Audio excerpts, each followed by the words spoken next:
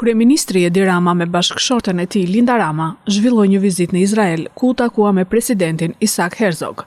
Kryeministri Rama u nderua me medalje nderi në një ceremoni të posaçme organizuar në rezidencën presidenciale në Jeruzalem.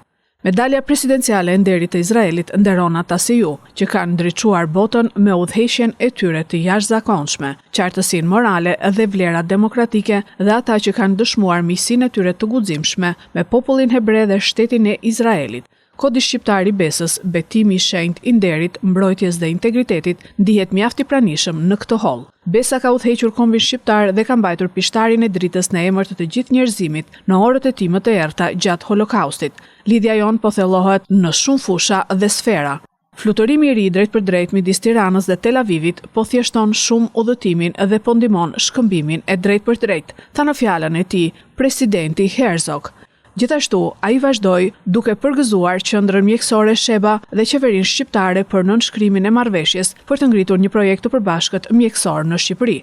Dua t'ju falenderoj ju i dashur Edi dhe mikun ton të dashur profesor Jetësha Krejs, që është drejtuesi ekzekutiv i Shebas për çuarjen e kësaj iniciative përpara. Miqësia midis kombeve tona do të mbetet një fanar vullneti i mirë gjatë këtyre kohrave sfiduese të vështira. Kryeministri Edi Rama tha se Shqipëria do të jetë gjithmonë shtëpia juaj e dytë dhe do të jeni gjithmonë të mirëpritur në Shqipëri.